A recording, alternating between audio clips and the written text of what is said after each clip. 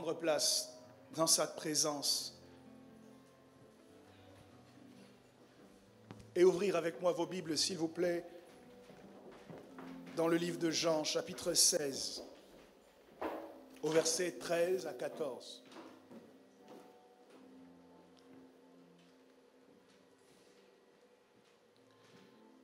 Jean, chapitre 16, versets 13 à 14, c'est Jésus qui parle à ses disciples. Et il leur dit ceci: quand le Consolateur sera venu, l'Esprit de vérité, il vous conduira dans toute la vérité, car il ne parlera pas de lui-même, mais il dira tout ce qu'il aura entendu, et il vous annoncera les choses à venir. Il me glorifiera, parce qu'il prendra de ce qui est à moi et vous l'annoncera. Sa présence est merveilleuse. Alléluia. Les actes dont il est l'initiateur sont souvent spectaculaires. Il équipe l'Église depuis des générations de dons extraordinaires. Il organise l'évangélisation mondiale avec des résultats qui forcent l'admiration depuis les premières heures de l'histoire de l'Église primitive. Dans l'Ancienne Alliance, les rois et les sacrificateurs étaient privilégiés de le recevoir. Dans la Nouvelle Alliance, il est répandu en abondance sur les fils et les filles, sur les jeunes gens et les vieillards. Il est la troisième personne de la Trinité, celui dont nous célébrons l'effusion à l'occasion de la fête de la Pentecôte. Je viens de vous parler de sa majesté, son excellence, le Saint-Esprit de Dieu. On l'appelle en particulier l'Esprit de l'Éternel, l'Esprit du Seigneur, l'Esprit du Père, l'Esprit de Jésus. Il est l'Esprit de vérité, l'Esprit de vie, l'Esprit de foi, l'Esprit d'amour, de force, de sagesse, de grâce, de gloire. Au sujet de sa personnalité, l'Esprit n'est pas simplement une puissance ou une expression figurée de l'énergie divine, comme l'ont prétendu par exemple les antitrinitaires. Non, l'Écriture lui attribue une personnalité distincte, comme elle le fait pour le Père et le Fils. J'en veux pour preuve que le pronom personnel qui est utilisé pour parler de lui est toujours le pronom personnel masculin, alors qu'en grec, le mot « esprit » est un mot neutre. Et donc, quand on parle de lui, dans le grec, au lieu d'utiliser un pronom neutre, on parle toujours de lui avec le pronom personnel masculin pour indiquer qu'il ne s'agit pas d'une chose, mais qu'il s'agit bien d'une personne. La Bible nous révèle que l'esprit est doué de pensée, de connaissance, de langage, de volonté. On peut le traiter comme une personne, puisque Ananias et Saphira lui ont menti. On peut le tenter, on peut lui résister, on peut l'attrister, on peut l'outrager. D'autre part, le Saint-Esprit enseigne, il témoigne, il convainc, il conduit, il entend, il parle et il annonce. La divinité de l'Esprit est indéniable, puisque les textes qui parlent de sa personnalité affirment en général aussi sa divinité, parce qu'il possède les attributs divins, que sont l'omniscience, l'omniprésence, l'omnipotence, l'éternité. Dans Actes chapitre 5, versets 3 à 4, par exemple, il est identifié à Dieu, au Seigneur. Sa majesté, le Saint-Esprit, est au cœur des rencontres des croyants de par le monde aujourd'hui même. Et cela est juste parce qu'il est précieux pour l'Église. Il est essentiel pour elle de connaître la personne du Saint-Esprit et de le reconnaître pour ce qu'il est et pour ce qu'il fait. Mais voyez-vous, nous parlons beaucoup du Saint-Esprit, dont nous apprécions la présence et les dons. Nous en parlons beaucoup lorsqu'il s'agit d'exprimer notre rapport à la puissance de Dieu, aux dons spirituels, au charisme. Nous parlons du Saint-Esprit lorsque nous voulons faire référence au parler en langue, au don de prophétie, à la parole de connaissance, à la guérison, au don de foi, parce que c'est lui qui les distribue comme il le veut dans l'Église. Pour certains, ces différentes capacités d'ailleurs dont nous parlons servent à impressionner les autres, à montrer que l'on est puissant, que l'on est à part. Pour d'autres, le Saint-Esprit nous sert à éprouver des frissons quand nous n'avons pas allumé la climatisation. Les plus passionnés par le salut des âmes diront que le Saint-Esprit vient pour nous rendre plus efficaces dans l'évangélisation. Et je crois que cela est vrai en partie. Parce qu'en cette occasion spéciale où nous nous entretenons au sujet de sa personne, tu peux passer en mi, s'il te plaît? Merci. Où nous nous entretenons au sujet de sa personne, je souhaite que nous nous interrogions sur la véritable raison d'agir du Saint-Esprit. Parce que je crois que toutes ces caractéristiques que nous lui reconnaissons, toutes ces choses dont nous nous réjouissons à son sujet, sont en réalité secondaires. Il est vrai que le Saint-Esprit nous communique les dons spirituels. Mais je crois qu'il n'est pas venu à la base pour nous communiquer les dons spirituels. Il est vrai qu'il nous aide à parler en langue. Il est vrai qu'il nous donne de pouvoir guérir les malades, de pouvoir voir ce qui va se passer dans la suite des temps et l'annoncer. Mais je pense que le Saint-Esprit n'est pas venu au départ pour cela. Je crois que ces éléments que nous connaissons de lui sont des aspects secondaires de sa nature, sont des conséquences naturelles de sa présence, mais que sa présence est à mettre en connexion avec un objectif initial précis.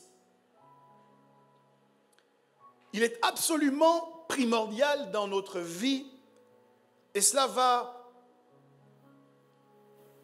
en dehors des considérations que nous faisons au sujet du Saint-Esprit. Je dis qu'il est absolument primordial de comprendre le pourquoi d'une personne ou d'une chose qui entre dans notre vie. C'est essentiel pour nous de nous interroger sur les raisons ou la raison principale pour laquelle un individu, sur toute la surface de la terre, est choisi par le ciel ou parfois par l'enfer pour entrer dans notre vie. Parce qu'il n'y a pas de hasard. Je crois que la raison pour laquelle, dans une communauté comme la nôtre, nous nous rapprochons de quelques personnes en particulier, indique que derrière, il y a un objectif qui souvent nous dépasse.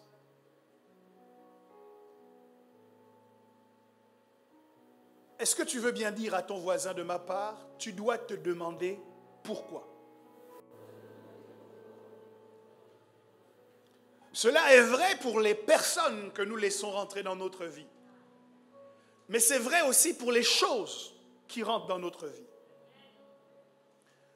L'Église n'est pas une personne, l'Église c'est une chose. Mais c'est essentiel pour nous en tant que croyants de nous demander pourquoi je vais à l'Église. C'est essentiel pour nous de nous demander pourquoi nous allons au travail, dans le travail dans lequel nous sommes. Pour quelles raisons nous faisons ce que nous faisons? Parce que comprendre et connaître le pourquoi d'une personne ou d'une chose nous évite de faire des erreurs d'appréciation qui peuvent s'avérer catastrophiques.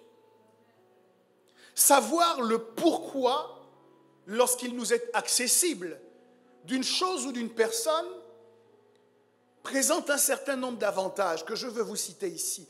Cela nous aide d'abord à donner du sens aux actions qui sont posées. Lorsque je sais pourquoi un maître de stage est rentré dans ma vie, je peux plus facilement expliquer les différentes corrections qu'il veut apporter aux mémoires que je suis en train de rédiger.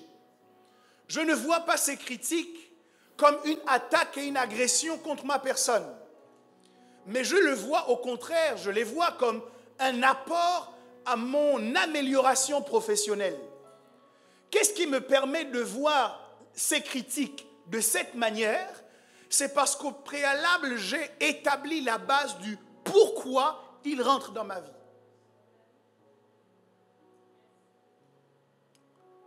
Cela nous permet de donner du sens aux actions qui sont posées. Cela nous évite, comprendre le pourquoi, nous évite de ressentir des attaques là où il n'y en a pas. Combien d'entre nous sommes spécialistes dans la capacité de détecter des attaques dans un regard, dans un sourire, dans une phrase? Il y a une expérience que je vous conseille de faire.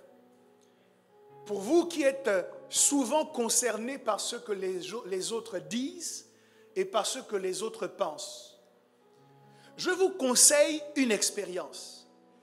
Essayez de faire comme ils veulent. Essayez de faire ce qu'ils veulent. Et je vous garantis qu'à la fin, ils ne seront toujours pas satisfaits.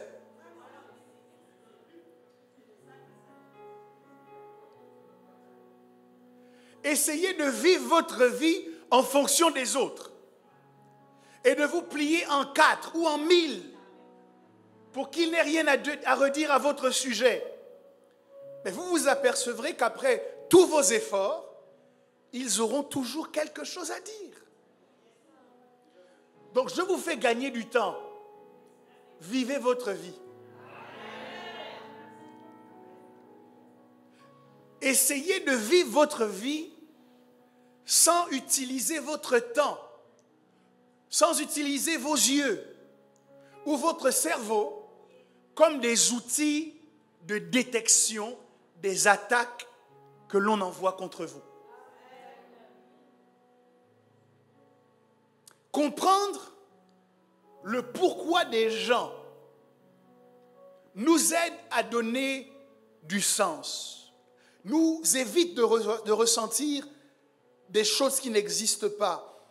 Cela nous éloigne aussi de la déception qui est liée aux attentes erronées que nous avons nourries ou que nous avons créées nous-mêmes. Cette personne ne t'a jamais dit quand elle est rentrée dans ta vie qu'elle te conduirait au mariage. Jamais.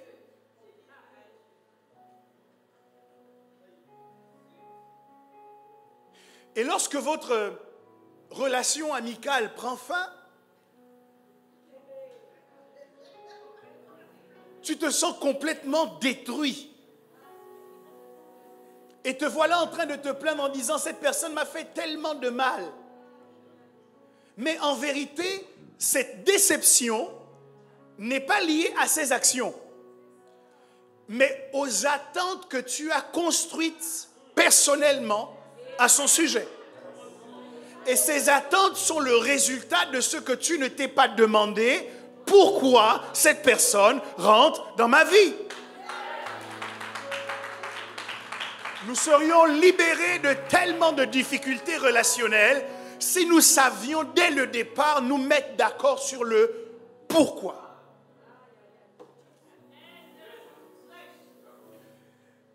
Il y a aussi quelque chose qui peut nous aider, c'est de nous demander pourquoi quelqu'un nous donne quelque chose.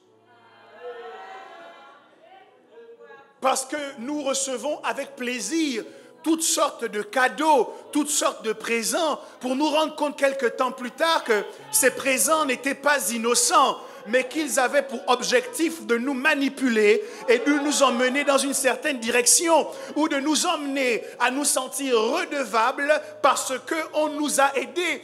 Je ne t'ai pas forcé à me bénir. Donc si tu as décidé de me bénir, ça n'engage que toi. Des fois, quand on t'offre cette robe, tu dois demander à la personne qui te l'offre, tu me l'offres, pourquoi?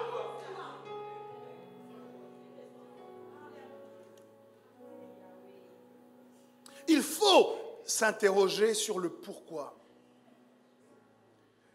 Cela nous aide à accepter qu'une personne qui a accompli son mandat dans notre vie nous quitte, sans chercher à créer un problème qui pourrait justifier que cette personne nous quitte. Il y a des gens qui doivent pouvoir se quitter sans problème. Parce que ce que je devais faire dans ta vie, je l'ai fait.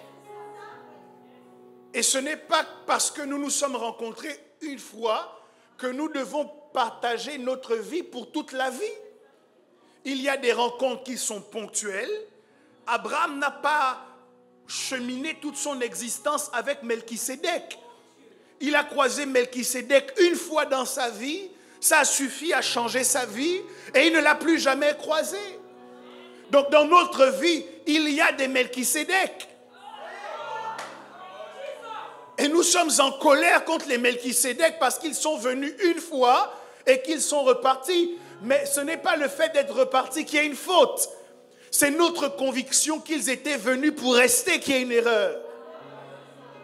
Parce que nous ne nous sommes pas demandé pourquoi.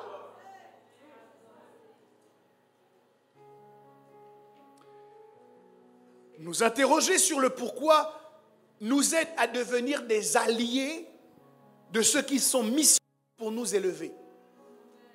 Et non pas d'en faire des adversaires.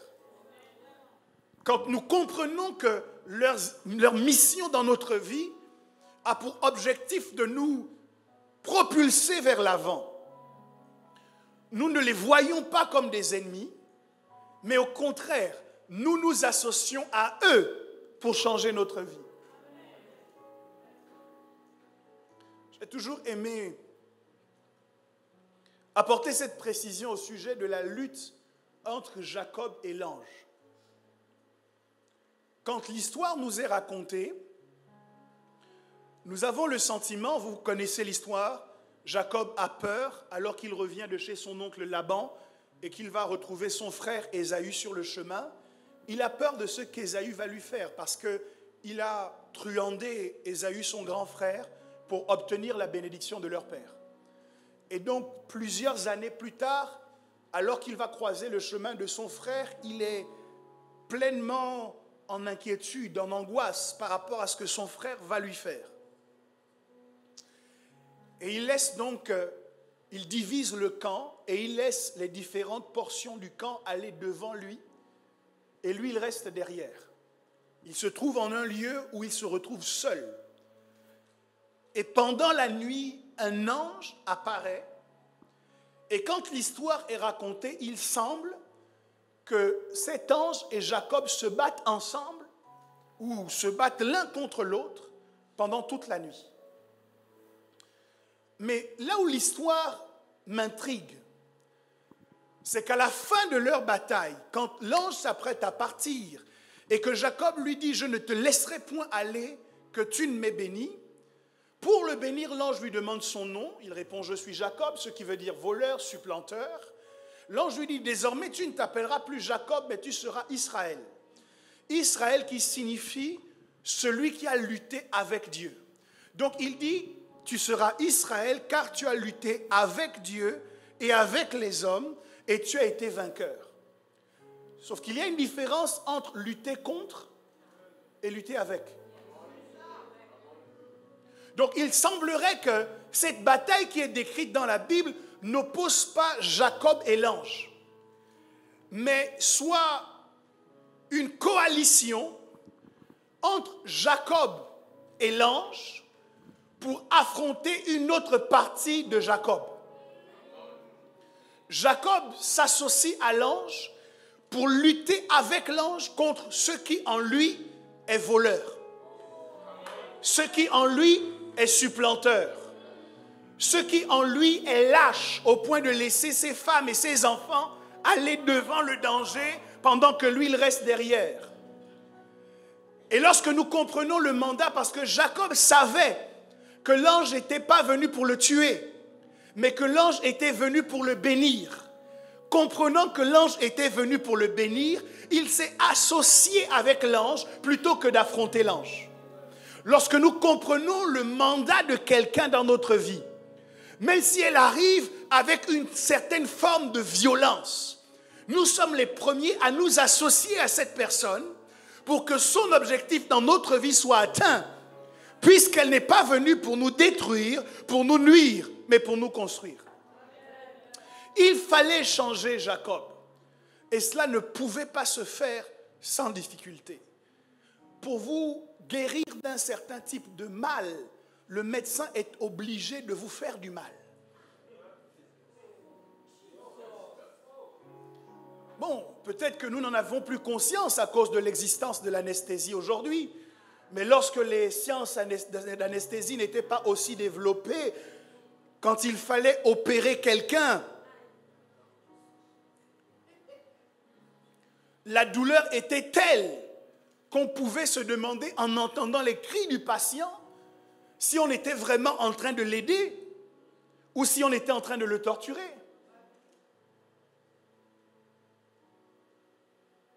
Donc, pour résoudre certaines situations, les gens qui vous aiment et qui sont envoyés dans votre vie pour vous faire du bien seront obligés de vous faire mal.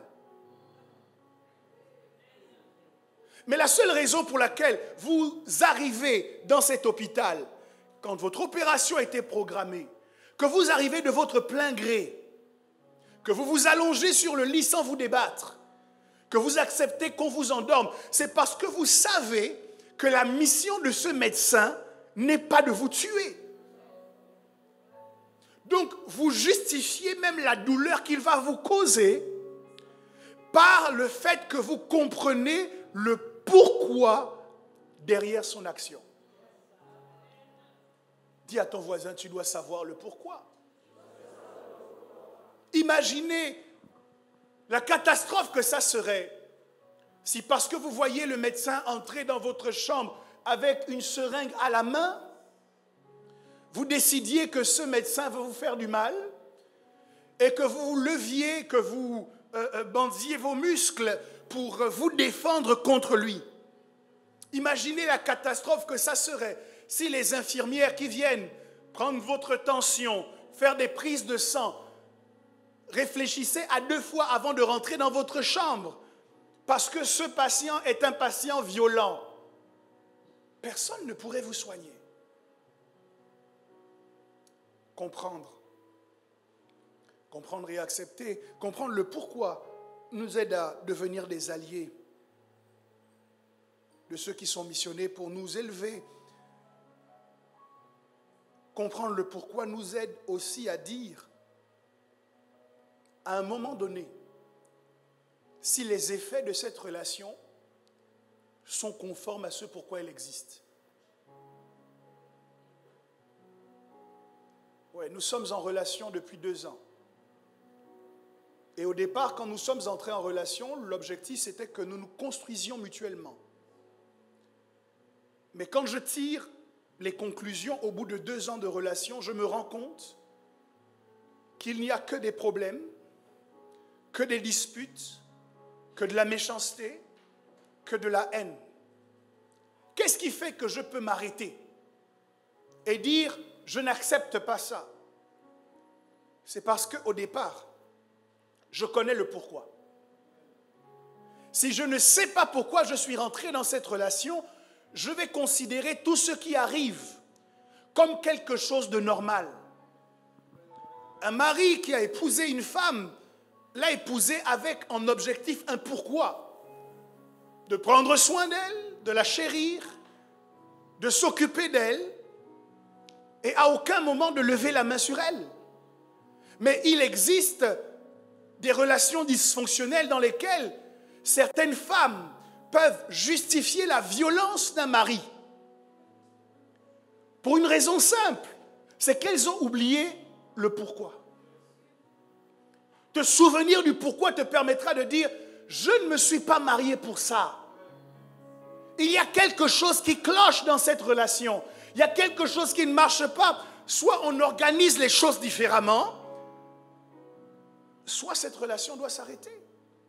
Parce que l'alliance de la vie est supérieure à l'alliance du mariage. On ne reste pas dans un mariage en mettant sa vie en danger sous prétexte qu'on doit rester marié aux yeux de Dieu, aux yeux des hommes, aux yeux de nos familles respectives, parce qu'aucun d'entre eux n'a envie de pleurer devant notre cercueil.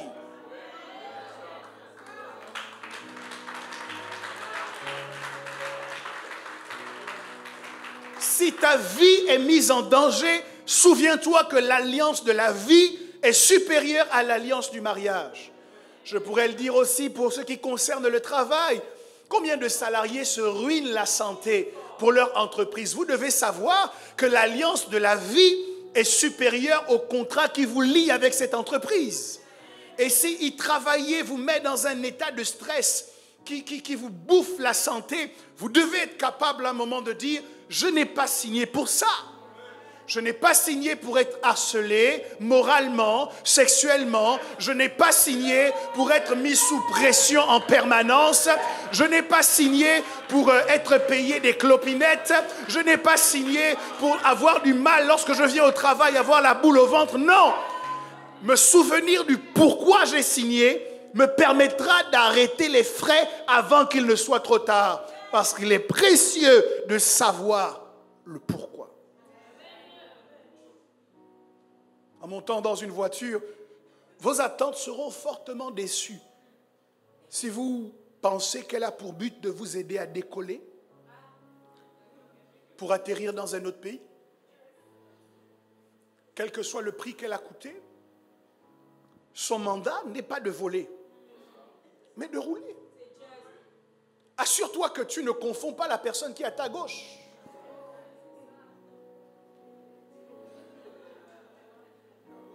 Il faut savoir, excusez-moi, il faut savoir le pourquoi. Mais il serait encore plus dramatique de nous tromper sur le pourquoi du Saint-Esprit. Si nous réduisons le Saint-Esprit au charisme qu'il transmet, nous passerons à côté de son pourquoi. Si nous réduisons le Saint-Esprit à la puissance qu'il déploie, nous risquons de passer à côté de son pourquoi. Bénéficier pleinement de la personne du Saint-Esprit dans notre vie exige de notre part que nous sachions dire exactement pour quelle raison il est là. Et fort heureusement, ce n'est pas un secret. Puisque Jésus, en parlant du Saint-Esprit, dans le chapitre 16, au verset 13 du livre de Jean, il nous énonce en quelque sorte un descriptif de la mission du Saint-Esprit. Il commence en disant, quand le Consolateur sera venu, l'Esprit de vérité. La première chose qui me permet de vous parler du mandat de l'Esprit, c'est de mettre en connexion ces deux termes. Il est le consolateur et en même temps il est l'esprit de vérité. Ce qui me dérange lorsque je lis cette phrase, c'est que j'ai souvent pensé que pour consoler quelqu'un, on ne devait pas lui dire la vérité. J'ai constaté que la consolation humaine est régulièrement basée sur le mensonge. Pour encourager quelqu'un, on est en capacité de lui dire c'est bien, quand on sait au fond de nous que c'est mal. Parce que notre consolation ne respecte pas les règles de la consolation selon Dieu. Mais en parlant de l'Esprit, Jésus l'appelle le consolateur et l'Esprit de vérité. Ça veut dire que la consolation divine passe toujours par le fait de nous dire la vérité.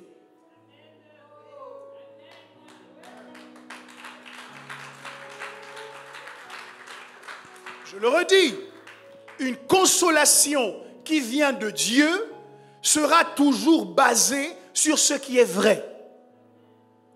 Dieu ne va pas ménager nos sentiments, ménager nos émotions en nous disant des choses fausses. Parce qu'il est le consolateur, mais il est aussi l'esprit de vérité. J'aimerais que vous réfléchissiez un instant, s'il vous plaît, à votre rapport à la vérité. Ou à votre rapport à ceux qui disent toujours la vérité. Peut-être que je me trompe, mais il me semble que nous n'apprécions pas trop rester avec les gens qui disent toujours la vérité. Nous n'apprécions pas trop rester avec des gens qui savent nous dire que nous avons tort quand nous avons tort. C'est des gens que nous fuyons parce que nous ne voulons pas entendre que nous avons mal agi. Nous préférons rester avec ceux qui nous caressent dans le sens du poil. Nous préférons rester avec ceux qui nous disent « Tu as bien parlé, c'est comme ça qu'il fallait dire, c'est comme ça qu'il fallait faire ». Même lorsque ce que nous avons dit ou fait est en opposition avec la parole de Dieu. Le mandat de l'Esprit, ce n'est pas de nous tromper, ce n'est pas de nous mentir, ce n'est pas de nous manipuler. Et nous saurons que le Saint-Esprit est agissant à l'intérieur de nous si notre amour pour la vérité augmente. Je me souviens de cette histoire biblique où des rois voulaient aller en guerre. Et puis, parmi eux, quelqu'un de consciencieux s'est dit, avant d'aller en guerre, nous sommes quand même en Israël, il est bon que nous sachions entendre ce que Dieu pense de cette campagne que nous voulons mener. Et ils ont rassemblé tous les prophètes. Et tous les prophètes ont dit sans exception, ô roi, allez en guerre, vous aurez la victoire, ce sera merveilleux, vous aurez le dessus sur vos ennemis. À la fin du discours de tous ces prophètes, cette personne a dit, mais est-ce qu'il ne reste pas une seule personne à qui nous puissions demander ce que Dieu dit? Son acolyte lui répond, si, il y a quelqu'un qui s'appelle Michée, mais je n'aime pas aller le consulter parce qu'il ne m'annonce jamais de bonnes choses. Le problème de Michée, c'est qu'un esprit de mensonge avait été libéré pour tromper tous les prophètes et qu'il était le seul qui pouvait encore dire la vérité. Et souvent, nous avons la possibilité de choisir entre tout un groupe de personnes qui nous disent le mensonge et une seule personne qui nous dit la vérité. Mais notre préférence, malheureusement, va souvent vers le groupe de gens qui nous mentent. Regardez parmi vos amis, c'est quand la dernière fois que votre ami vous a dit que vous aviez tort? C'est quand la dernière fois que votre ami s'est fâché avec vous parce qu'il n'était pas d'accord avec votre comportement? Pas vis-à-vis de lui, mais vis-à-vis de quelqu'un d'autre. Non, nos amis s'asseyent avec nous pour fumer la chicha.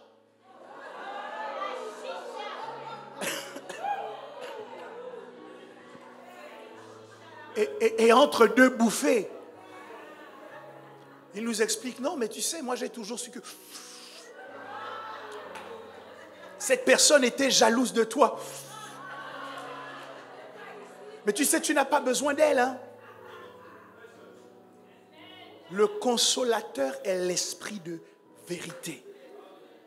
2 Corinthiens 13:8 nous dit d'ailleurs, car nous n'avons pas de puissance contre la vérité.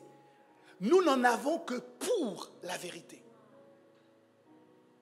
Quelqu'un dit avec moi, nous avons de la puissance pour la vérité.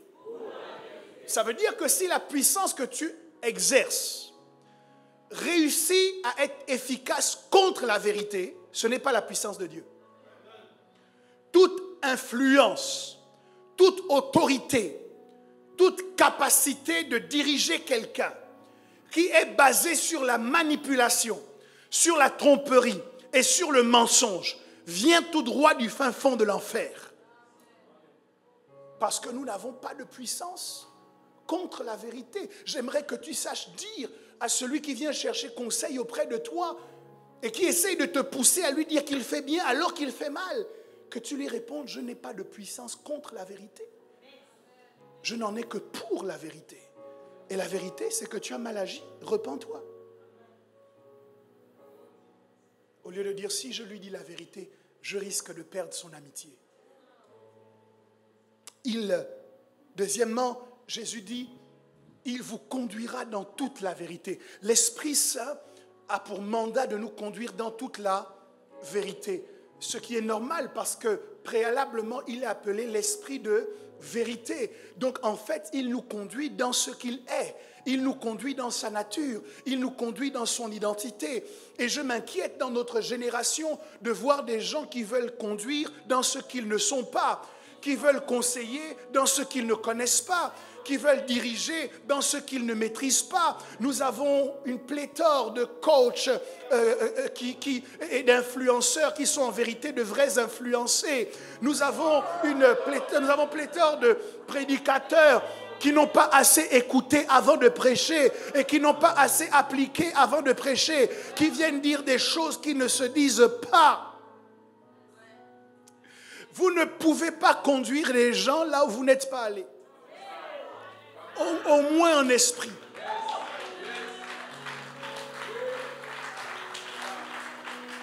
Il vous conduira dans toute la vérité parce qu'il est l'esprit de la vérité. Quelqu'un qui connaît la prospérité est en capacité de vous conduire efficacement vers la prospérité. Quelqu'un qui est un bon gestionnaire peut vous apprendre à gérer correctement vos finances parce qu'il gère bien lui-même. Quelqu'un de sage transmettra plus facilement la sagesse. C'est une folie que de chercher la sagesse auprès de quelqu'un qui est fou. En d'autres termes, sois le changement que tu veux voir chez les autres. L'apôtre Paul le dit d'une autre façon. Je ne suis pas en train de dire ici que si votre compte bancaire n'est pas débordant de millions d'euros, vous ne pouvez rien dire sur l'argent. L'apôtre Paul dit, nous paraissons pauvres, mais nous enrichissons plusieurs. Ce que je veux dire ici, c'est que tu dois être allé là-bas au moins en esprit. Tu dois avoir compris les principes spirituels de la gestion de l'argent. Tu dois avoir compris les principes spirituels du mariage, de la relation entre un homme et sa femme, avant de donner des conseils. Combien de couples sont détruits par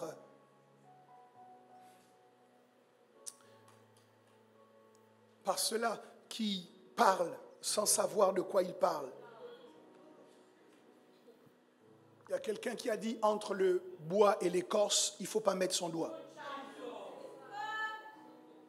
Et un autre a dit, il ne faut jamais se mêler des problèmes de deux personnes qui se sont déjà vues dans leur intimité.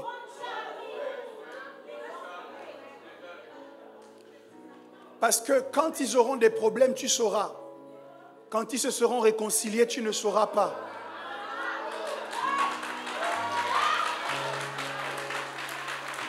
C'est important qu'on vous le dise. C'est pour ça qu'à la mairie ou à l'église, on choisit des témoins. Ce n'est pas toute l'église qui vient signer le registre. C'est des personnes précises. Ça veut dire que tout le monde n'a pas son mot à dire dans ton mariage. Tout le monde n'a pas son commentaire à faire dans le comportement du mari ou dans le comportement de la femme. Il y a des situations comme ça desquelles il faut simplement rester à distance. Parce que c'est le bois et l'écorce. Il n'y a pas la place pour mettre ton doigt là-bas.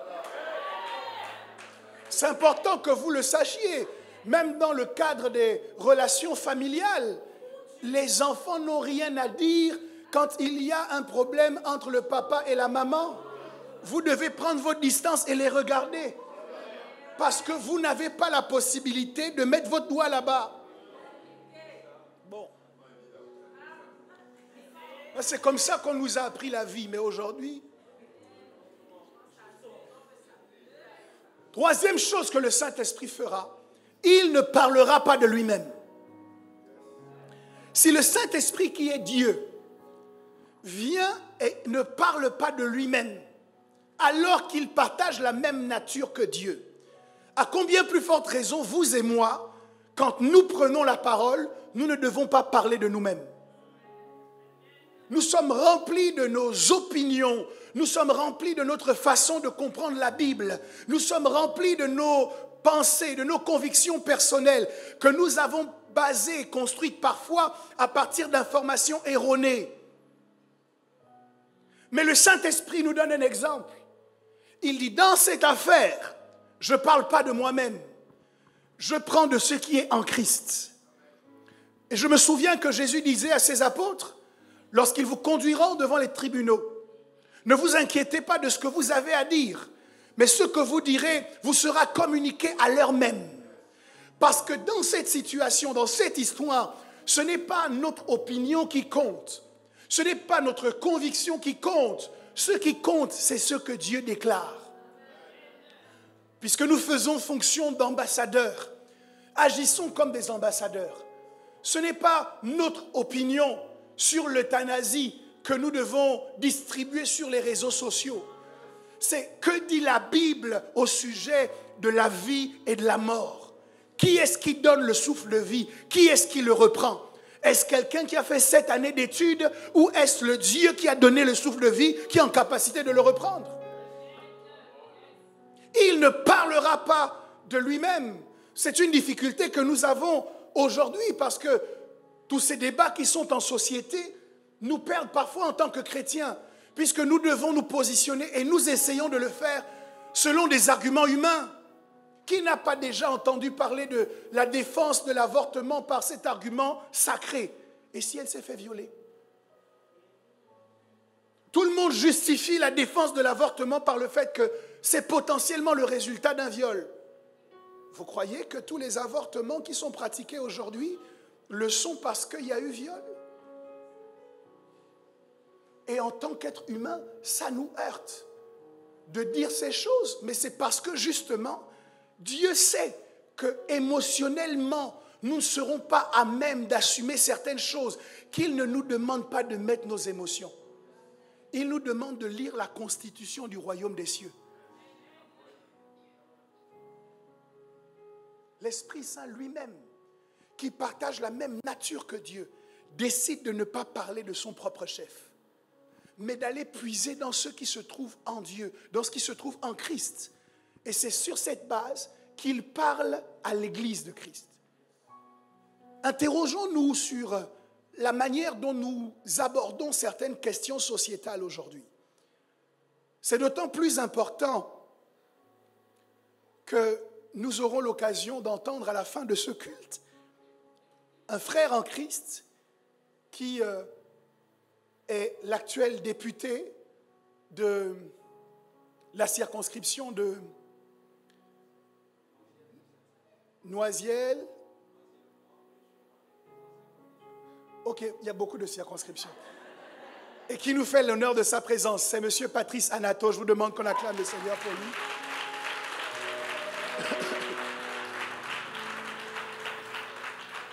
C'est un chrétien qui est engagé en politique et il aura l'occasion de nous parler à la fin de ce culte. Je vous dirai exactement dans quel cadre. Mais je dis que c'est d'autant plus important qu'en tant qu'enfants de Dieu, nous ne pouvons pas être absents de ce type de débat parce que la société se construit sans nous et surtout sans ce que Dieu dit à travers nous. Mais comment allons-nous prendre position pour Dieu si intérieurement nous ne sommes pas déjà pour Dieu? Et le seul moyen d'être pour Dieu, du côté de Dieu, c'est de mettre en off nos opinions personnelles. Et comme le Saint-Esprit, de ne pas parler de nous-mêmes, mais de nous positionner sur la Bible et de dire la constitution du royaume des cieux déclare. C'est cela que fait un ambassadeur. Et quand Jésus parle du fait que le Saint-Esprit ne parlera pas de lui-même, mais qu'il annoncera il prendra de ce qui est à lui et qu'il annoncera les choses à venir, je vois un lien entre le fait de ne pas parler de soi-même et d'être connecté à un futur. Ok. Je vais le redire autrement. Le fait de parler et de vivre par vos propres opinions limitera votre influence à votre durée de vie.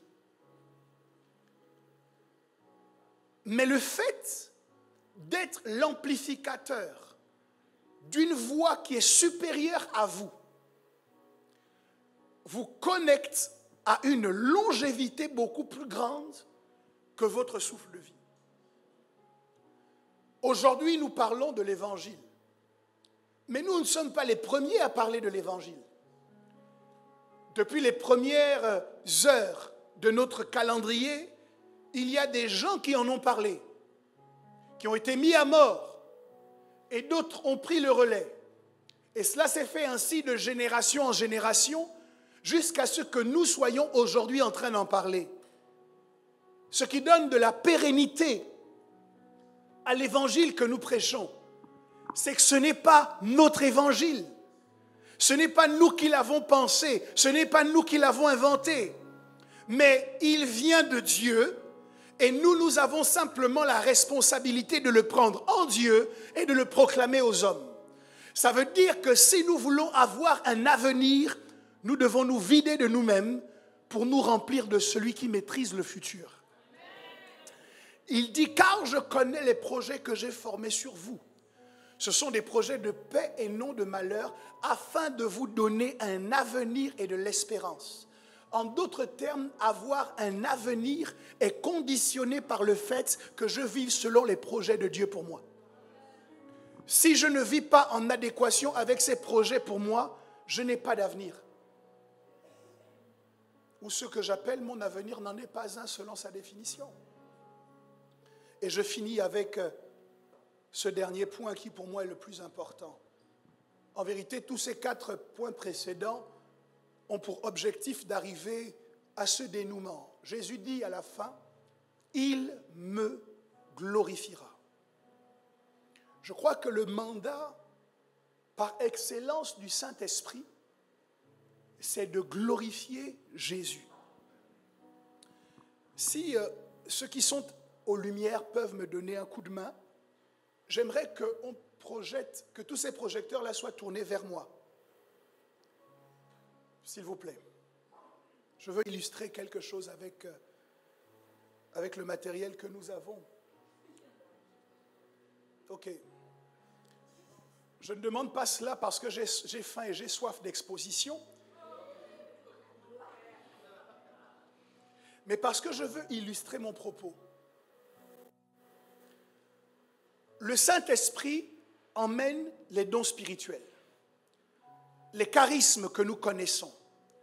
Le Saint-Esprit fait tout un ensemble de choses dans le cadre de l'Église. Mais l'objectif de tout cela, finalement, c'est de fixer notre regard sur Christ. Le Saint-Esprit fonctionne avec tous ses atouts et tous ses attributs, comme les différents projecteurs qui sont en train de se focaliser sur moi aujourd'hui. Les dons spirituels qu'il communique, ce n'est pas dans le but de construire la célébrité d'un homme. C'est dans le but de mettre en exergue la personne merveilleuse de Jésus. La prophétie n'a pas pour objectif de glorifier un homme, mais de glorifier Christ. Les différents dons que vous connaissez n'ont pas pour objectif de montrer combien les hommes sont forts, sont puissants, mais de glorifier Christ, parce que le pourquoi du Saint-Esprit, c'est de glorifier Christ. Le mandat du Saint-Esprit, c'est de glorifier Christ. Le parler en langue qu'il nous donne n'a pas pour objectif de nous permettre simplement de communiquer avec les anges, mais même le parler en langue qu'il communique a pour objectif de glorifier Christ. D'ailleurs, lorsque les apôtres ont parlé en langue, ils sont descendus de la chambre haute et ils ont commencé à prêcher l'évangile. Ils n'ont pas parlé du Saint-Esprit, ils ont parlé de Jésus et les gens ont été convertis à Jésus. Parce que le Saint-Esprit est comme un projecteur qui s'allume et qui se focalise sur la personne de Christ.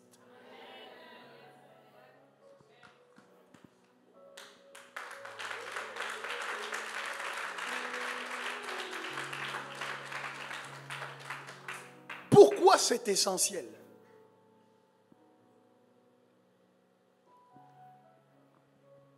Une fois que nous comprenons le pourquoi, nous pouvons plus facilement faire le bilan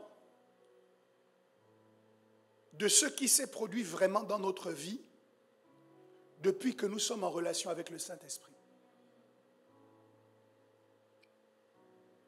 Il n'y a que dans l'Église qu'on peut utiliser la prophétie pour faire du mal aux gens. Vous avez des gens dans l'Église, pas ici en Tanzanie certainement, qui sont capables de passer des heures dans la prière.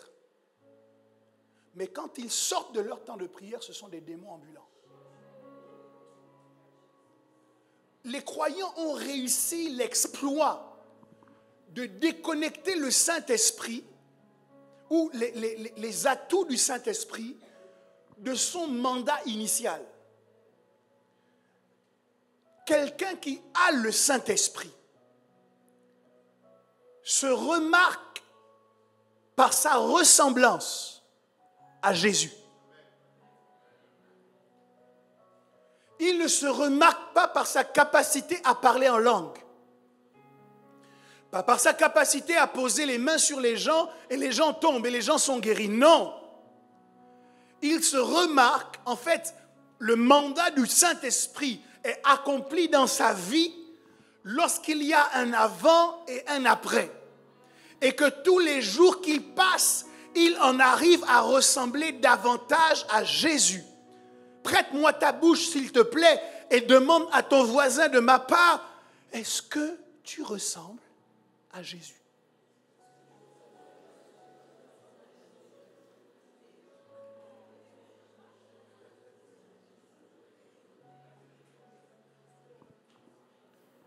Il y a des gens qui maîtrisent leur Bible sur les 5 doigts de la main, qui passent des heures à étudier les textes, à lire les versets, à les réciter, mais dont le comportement est éloigné de la personne de Christ. Parce que nous n'avons pas perçu le mandat du Saint-Esprit. Ce jour où nous célébrons la Pentecôte n'est pas un jour où je vais prier pour que vous receviez les dons spirituels. Mais c'est le jour où je veux mettre le doigt sur, au fait, est-ce que vous ressemblez davantage à Jésus? Lorsque nous nous parlons les uns les autres, puisque nous avons le Saint-Esprit, on doit voir Jésus.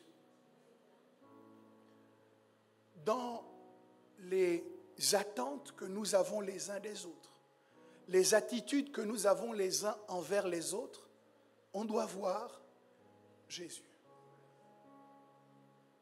Dans les actions que nous posons les uns vis-à-vis des autres, on doit voir Jésus. Excusez-moi, mais c'est la seule case qui peut être cochée par le ciel pour dire que vous avez laissé le Saint-Esprit faire son travail dans votre vie. D'ailleurs, tout ce qu'il fait, on parle des dons du Saint-Esprit et on parle également du fruit de l'Esprit. Et vous vous rendrez compte que tout ce que le Saint-Esprit fait, c'est pour nous rendre davantage ressemblants à Jésus. Pourquoi il nous donne le don de guérison? Parce que Jésus guérissait les malades. Pourquoi il nous donne le don de prophétie? Parce que Jésus annonçait les choses à venir. Pourquoi il nous donne le don de foi? Parce que Jésus avait une foi à toute épreuve. En fait, le Saint-Esprit est christocentrique. Maintenant, passons du côté du fruit de l'Esprit. Le fruit de l'Esprit, c'est la bonté, la bénignité, la paix, la tempérance, la bienveillance. Toutes ces caractéristiques-là sont en vérité le caractère de Jésus. Et nous connaissons le Saint-Esprit comme une puissance. Mais la puissance numéro 1 du Saint-Esprit, c'est que c'est une puissance transformatrice. Le Saint-Esprit vient nous transformer pour que nous soyons désormais comme Jésus.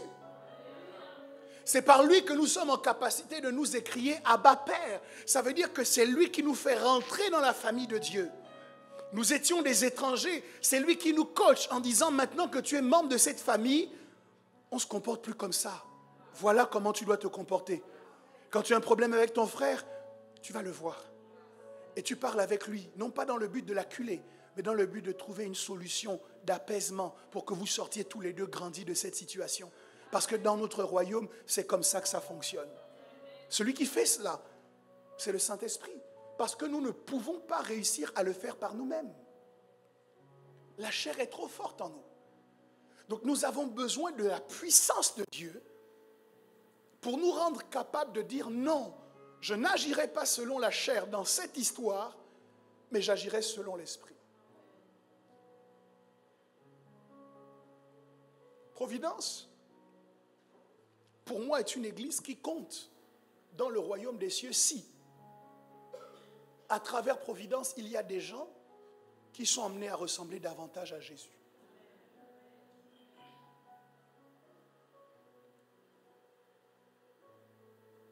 Et je crois que célébrer le Saint-Esprit réellement aujourd'hui doit être pour nous le fait de se souvenir de son mandat, de son objectif. Est-ce que Christ est glorifié dans ma vie? Est-ce que Christ est glorifié dans mes pensées? Est-ce que Christ est glorifié dans mes paroles? Est-ce que Christ est glorifié dans mes actes? Sinon, ça aura fait beaucoup d'efforts déployés par l'Esprit pour peu de résultats dans nos vies.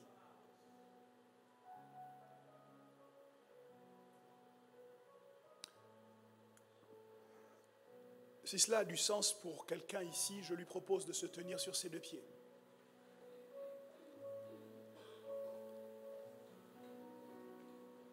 Alors que nous nous souvenons du pourquoi le Saint-Esprit a été donné, pour transformer des hommes peureux qui étaient dans la chambre haute en héros de l'Évangile. Si nous nous souvenons de pourquoi il a été donné, pour remplacer la peur par la foi, remplacer la méchanceté par la bonté, la malveillance par la bienveillance, les mauvaises dispositions de cœur par les sentiments qui étaient en Christ. Alors nous allons prier en disant, Saint-Esprit, je reconnais ton mandat aujourd'hui. Et je veux que tu l'accomplisses pleinement dans ma vie. Je suis prêt à consentir les efforts que je dois consentir dans le but de ressembler davantage à Christ. Élevons nos voix et prions.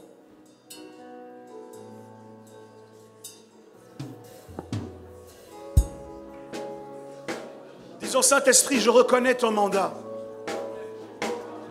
Saint-Esprit, j'accepte que tu ailles au bout de ta mission. Tu ne m'as pas été donné seulement pour que je parle en langue, mais pour que je ressemble à Jésus. Alors je te livre ma vie. Rends-moi davantage ressemblant à Christ. C'est dans ce sens que nous pouvons élever nos voix et prier.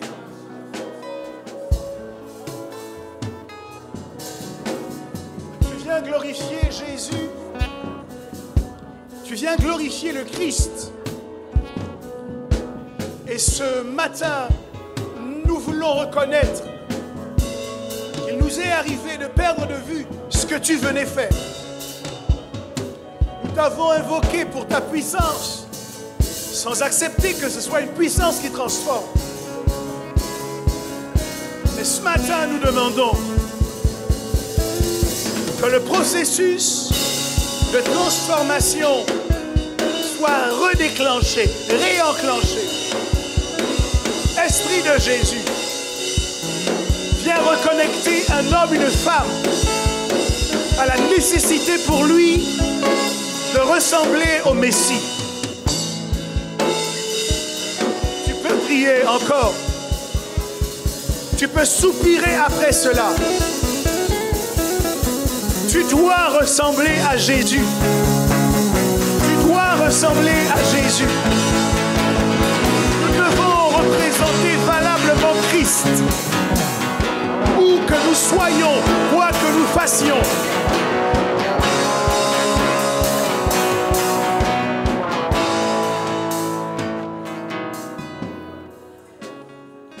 C'est d'autant plus important que le nom chrétien ne nous a pas été donné dans les premiers temps de l'Église parce que nous allions à l'Église tous les dimanches.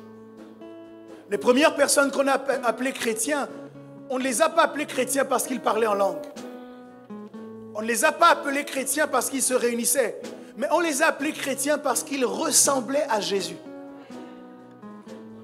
Et dans la vie de plusieurs d'entre nous, c'est comme si le procédé de transformation avait été bloqué. Nous ne sommes plus exactement les personnes que nous étions lorsque nous avons accepté Jésus. Mais est-ce que la transformation continue aujourd'hui? Est-ce que chaque jour, lorsque nous nous levons, notre objectif, c'est de lui ressembler davantage? Pour certains d'entre nous, le processus s'est bloqué il y a 3 ans, 4 ans en arrière. Depuis, quelles que soient les prédications que tu entends, ça ne te change pas. Quels que soient les textes que tu lis, ça ne t'affecte pas. Parce que le processus de transformation a été bloqué. Nous sommes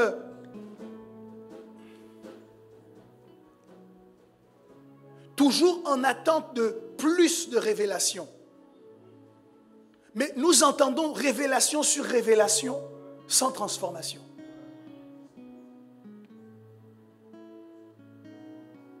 Ce matin, l'occasion nous est donnée de nous remettre en question. Et je crois que la meilleure décision que nous puissions prendre, c'est de réappuyer sur le bouton de la transformation. Que chacun puisse dire à Dieu, en fait, je ne suis pas encore arrivé. Je ne sais pas encore tout. Je ne connais pas encore. Pour aller plus loin, j'ai besoin que tu me prennes par la main. Que tu me réexpliques pourquoi quand je pense comme ça, ce n'est pas conforme à ta volonté. Pourquoi quand j'agis comme cela, je ne te représente pas valablement. Si c'est le choix que nous faisons ce matin, alors ce culte aura été utile dans l'histoire de notre christianisme. Saint-Esprit, je veux te dire merci pour les choses que tu nous as dites et que tu nous as rappelées ce matin. Et surtout, si tu as été attristé par le comportement de quelqu'un en ce lieu, au point que tu as décidé de croiser les bras, je t'en supplie, à cause du sacrifice de Jésus, reprends les rênes. Reprends les rênes de nos vies. Recommence à nous faire entendre ta voix. Recommence à nous parler, à nous convaincre en ce qui concerne le péché, la justice, le jugement. Recommence à nous conduire dans toute la vérité. Ce que nous voulons comme consolation, c'est celle dont tu as le secret. Saint-Esprit, c'est ma prière et je crois que tu m'exauces comme tu exauces chacun de nous ce matin. C'est en ton nom, Jésus, que j'ai prié et nous disons tous Amen. Alléluia, pouvons-nous acclamer le Seigneur?